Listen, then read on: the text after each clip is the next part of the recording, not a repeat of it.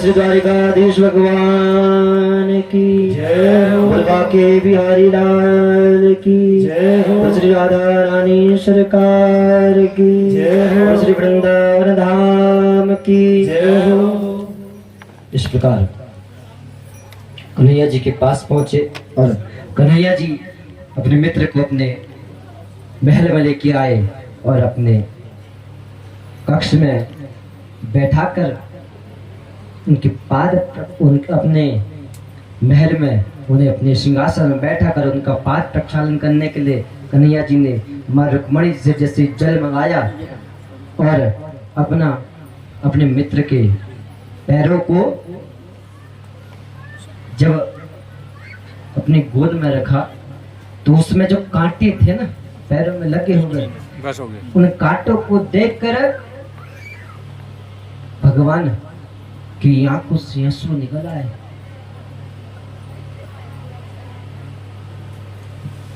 और भगवान ने जितने बार वो कांटे को निकालते रहते भगवान की आंखों से ऐसी अश्रु की बूंदें ऐसे निकलने लग गई जैसे जल की धारा निकलती हो नल से। उसी प्रकार भगवान ने वो कांटे को निकालते निकालते जब तक मां रुक्मणी जी जल लेके आती भगवान ने तब तक अपने नेत्रों के जल से सुदामा जी के समस्त पादों का प्रक्षालन कर दिया। देखो देखो पाद प्रक्षालन का इसलिए किया क्योंकि देखो ब्राह्मण है, कभी भी ब्राह्मण घर में आए तो ब्राह्मण ये आपका कर्तव्य होता है, कभी कोई संत महात्मा आपके घर में आए कोई ब्राह्मण आपके घर में आए आप उस ब्राह्मण का पाद प्रक्षालन करें और उसे उच्च स्थान प्रदान करे। वही कन्हैया जी ने दर्शाया है कि ब्राह्मण जब भी आया और ब्राह्मण के आते ही भगवान ने उनके पाद प्रक्षालन किए हैं और पाद प्रक्षालन करके उन्हें उच्च स्थान में बैठाया। और रुक्मणी जी ने जब कन्हैया जी के इस प्रेम को देखा इस मित्रता को देखी तो बड़ी प्रसन्न हुई। देखो मित्रता यही होती है जो हर समय जो मित्रता वही होती है जो मन से की जाए। मित्रता का तात्पर्य ये नहीं होता कि दोस्ती में कुछ भी कर बैठो। मित्रता तो वो होती जो सदा रहे, जिसमें भाव जुड़े हो, जिसमें प्रेम जुड़ा हो। मित्रता वही है। मित्रता का तात्पर्य ये नहीं है कि मित्र बनाओ और मित्र से कोई भी कार्य करवा लो, ये मित्रता नहीं है, तो केवल स्वार्थ है। और लगभग 99% लोग आजकल स्वार्थ के लिए मित्रता करते हैं। और ऐसी स्वार्थ भरी मित्रता से क्या लाभ है? ऐसी मित्रता तो सदा बिगाड़ती है, सुधारती नहीं है। मित्रता वही करो जो मित्र सदा आपका हित सोचे, अहित ना करे कभी आपका। और लगभग आजकल ऐसी मित्रता मिलती है कि मित्र अगर उठने लगता है तो दूसरा मित्र उसको गिराने का प्रयास करता है। ऐसी कौन सी मित्रता है जिसमें आप अपने मित्र को गिराने का प्रयास कर रहे हैं? ये कौन सी मित्रता है? ये कोई मित्रता नहीं है। ये तो क्या है? ये केवल स्वार्थिक मित्रता है। ऐसी स्वार्थ भरी मित्रता को कभी नहीं करना चाहिए। इसी प्रकार देखो कन्हैया जी के साथ सुदामा जी एक रात रहे। रात्रि में जब एक साथ बैठे भोजन किया, भोजन करने के बाद जब एक साथ बैठे दोनों मित्र आपस में बात करने लगे। जब दो मित्र आपस में मिलते हैं तो कैसे बात करते हैं? खूब मजाक मस्ती होने लगी दोनों के बीच में। अब कन्हैया जी ने सुदामा जी से बोला कि मित्र, तुमने तो विवाह कर दिया और विवाह करने के बाद मुझे अपने विवाह में निमंत्रण नहीं दिया। तो सुदामा जी कहने लगे, मित्र मैंने तो केवल एक ही विवाह किया है और तुमने 16,108 विवाह कर दिए और एक में भी मुझे न्योता नहीं आया। तो दोनों ऐसे ही बीच में अपनी बातें करने लगे। अब बातों में कन्हैया जी ने कहा, देखो मित्र, तुम्हारा विवाह तो हो गया है और मेरे को लगता है कि अवश्य भाभी जी ने मेरे लिए कुछ ना कुछ तो भेजा होगा तुम्हारे पास। जैसे ये बात आई तो सुदामा जी इस पोटली को पीछे पीछे छुपाने लगे। सुदामा जी ने विचार किया, देखो मेरे मित्र का इतना बड़ा ऐश्वर्य है और इस ऐश्वर्य के साथ में अगर उनको केवल ये तंडुल दूंगा, ये चावल दूंगा तो कैसे काम चलेगा। इसलिए पीछे छुपाने लगे। कन्हैया जी ने देख लिया और कन्हैया जी ने देखा तो देखकर वो पोटली को अपने पास छीनने लगे। और कन्हैया जी ने देखा कि उस पोटली में चावल है और कन्हैया जी ने कहा कि देखो मित्र, देखो भाभी ने मेरे लिए इतने प्रेम से ये तंडुल भेजे हैं, ये चावल भेजे हैं और तुम इसे मुझसे दूर कर रहे हो, मुझसे छिपा रहे हो। ये ब्राह्मण का प्रसाद है मेरे लिए। ब्राह्मण का प्रसाद समझकर भगवान ने एक मुट्ठी उठाई और मुख में डाला, दूसरी को भी खाया, तीसरी भी जैसे खाने का प्रयास कर रहे थे तो मां रुक्मणी जी ने बोला कि देखो प्रभु, देखो ब्राह्मण का प्रसाद है और आप सारा प्रसाद आप ही अकेले ग्रहण कर लेंगे तो हमारा क्या होगा। हम पर भी थोड़ा ब्राह्मण की कृपा हो जाए। तब मां रुक्मणी जी ने वो चावल अपने हाथ में लिए और समस्त सभी लोगों को थोड़ा थोड़ा टुकड़ा टुकड़ा करके सभी को ब्राह्मण का प्रसाद बांटा। और रात्रि में सुदामा जी अपने मित्र के पास रहे और प्रातः काल उठते ही सुदामा जी अपने नगर को जाने लगे, क्योंकि शास्त्रों में वर्णित है कि यदि किसी मेहमान के वहां यदि अधिक समय रहोगे ना तो अधिक समय किसी भी मेहमान के वहां नहीं रहना चाहिए। एक बार की बात है, एक घर में ऐसे मेहमान आए जो कि जाने का नाम ना ले। ऐसे मेहमान आ गए कि जो घर से जाने का ही नाम ना ले।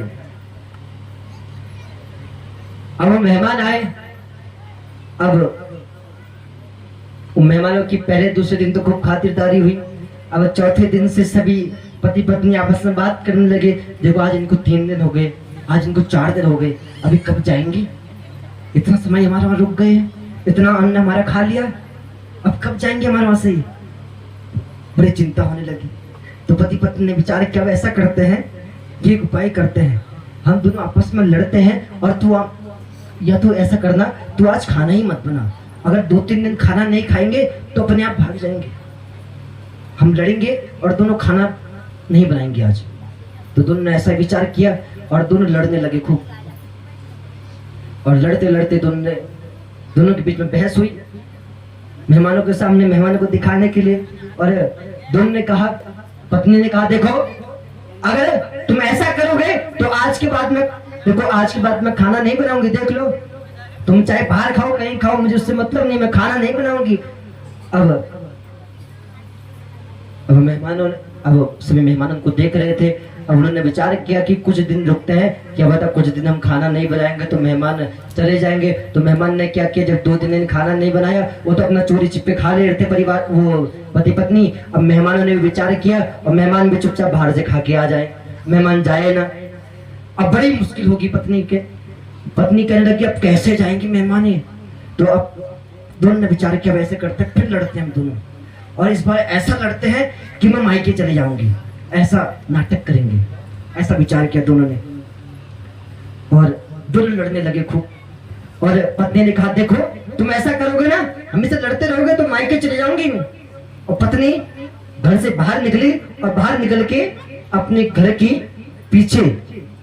पीछे जाकर छुप गई, पीछे कराटी में जाकर जिसे वहां जाकर छुप गई। और जब वहां जाकर छुपी तो मेहमानों ने विचार किया कि देखो यहाँ इतनी इनकी लड़ाई चल रही है और देखो हम अच्छा नहीं होता कि लड़ाई के बीच में हम इनकी आए, तो इसलिए हम यहाँ से चले जाते हैं। तो मेहमानों ने भी विचार किया जाने का, तो सभी के सामने विचार किया मेहमानों ने, और चुपचाप वो भी आगे गए और आगे जाके मेहमान भी छुप गए।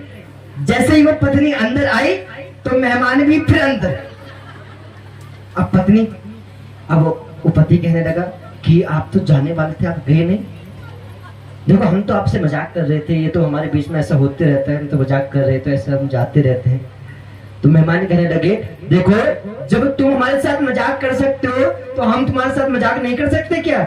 ये हमने भी मजाक ही किया था, हम कौन सा जा रहे हैं, हम भी तो खाली मजाक कर रहे थे तुम्हारे साथ। तो कई बार ऐसे मेहमान आ जाते हैं जिनको निकालना मुश्किल हो जाता है।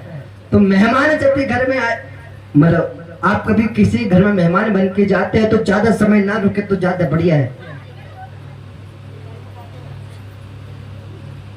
तो इसी प्रकार एक दिन का मेहमान बन के आए थे सुदामा जी, और प्रातः काल सुदामा जी अपने स्थान को जाने लगे। और जब वो अपने स्थान में पहुंची तो उन्होंने देखा कि जहां मेरी कुटिया थी यहाँ तो बड़े बड़े महल हैं। तो विचार करने लगे कि कहीं मैं गलत पते में तो नहीं आ गया। मेरे विचार से तो मेरी कुटिया यही थी, हो सकता है क्या पता कोई एड्रेस गलत लग गया हो, क्या पता गूगल ने अपने गलत बता दिया हो सकता है। तो उसी समय उन्होंने देखा कि दास दासियों के साथ एक सुंदर स्त्री दास दासियों के साथ सुंदर जेवर हेवर पहनकर और सुंदर वस्त्र को धारण करके उनके पास आ रही थी। और वो स्त्री ने सुदामा जी के जैसे चरणों को स्पर्श किया तो सुदामा जी 2 कदम पीछे हो गए। कहने लगे कि आप कौन हैं और आप मेरे इस प्रकार चरण स्पर्श क्यों कर रहे हैं? तो उस स्त्री ने कहा कि मैं सुशीला हूं, मैं आपकी पत्नी हूं। देखो भगवान की कृपा से आज हमें इतना बड़ा ऐश्वर्य प्रदान किया भगवान ने। भगवान जब भी कृपा करते हैं तो इस प्रकार से करते हैं। और देखो सुदामा जी जब भी अपने मित्र से मिलने गए ना तो एक बार अपने मित्र से ये नहीं कहा कि मेरी इस प्रकार की दीन दशा है। अगर आपका मित्र, मान लो विधायक आपका मित्र है, तो आप क्या करोगे?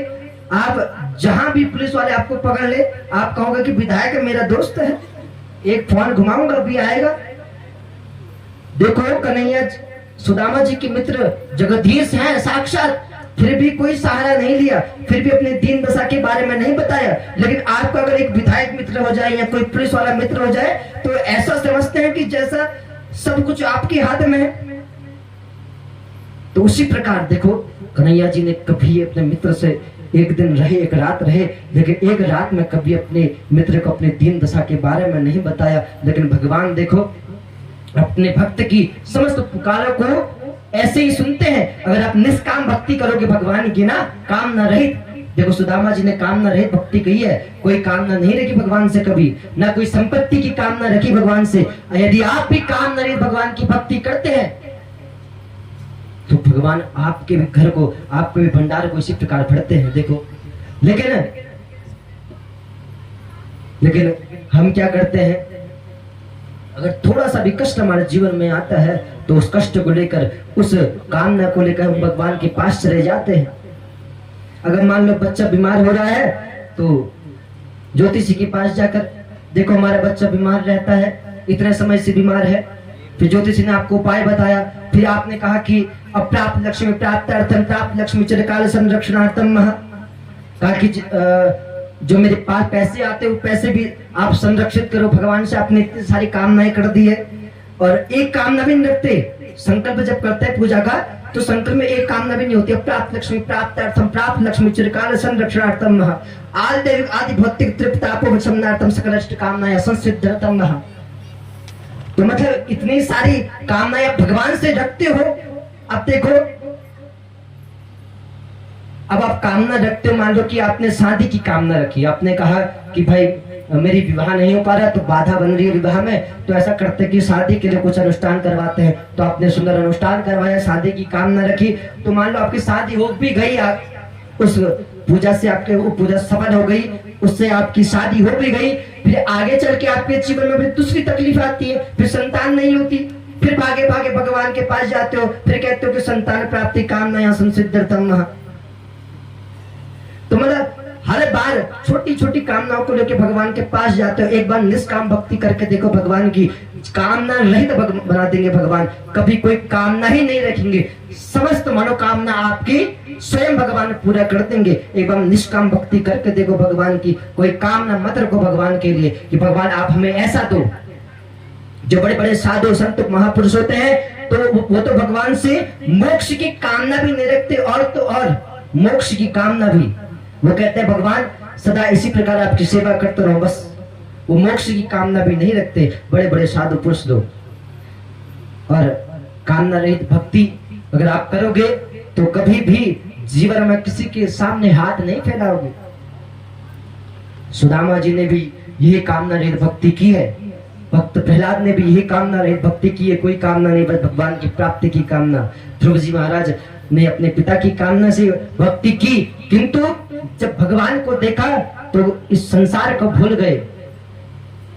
इसीलिए निष्काम भक्ति आपको करनी है, कोई कामना मत रखो मन में, केवल भगवान की प्राप्ति की कामना, बस ओनली ऑन भगवान की प्राप्ति, भगवत प्राप्ति, बस केवल भगवान की प्राप्ति, यही जीवन का आधार है। इस प्रकार सुदामा जी ने ये निष्काम भक्ति की है। अब देखो, अब भगवान ने बहुत इस द्वारिका में भगवान ने बहुत निवास कर लिया है। अब भगवान को अपने सुधाम को जाने का समय आ गया है, तो इसीलिए आइए हम सभी भगवान के सुधाम गमन की कथा श्रवण करें। देखो, जब भगवान अपने भक्तों के प्रेम में इस प्रकार मग्न हो गए, इस संसार में इस प्रकार मग्न हो गए, तो नारद जी भगवान के पास आए और नारद जी ने भगवान से कहा, प्रभु आपने इस समस्त संसार के उन दुष्ट राक्षसों का आपने वध किया, इस संसार के इस पृथ्वी का आपने भार कम किया है।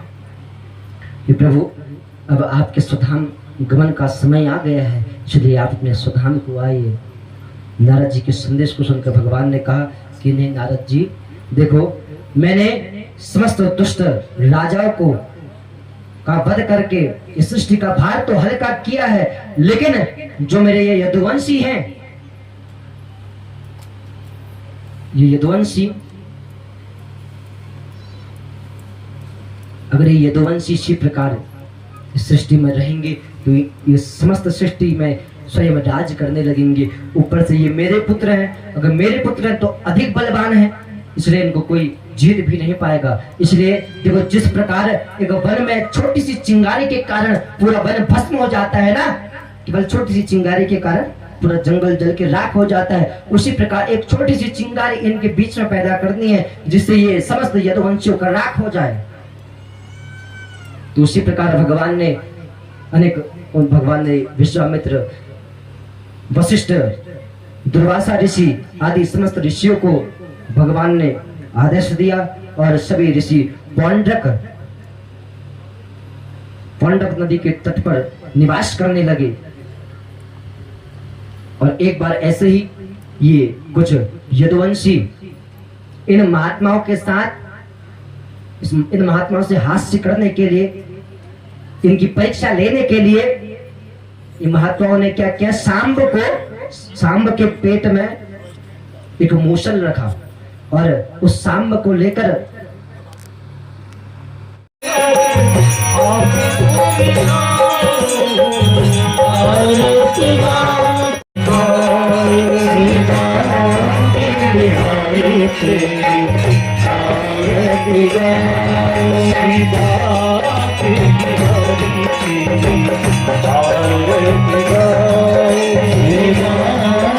बिहारी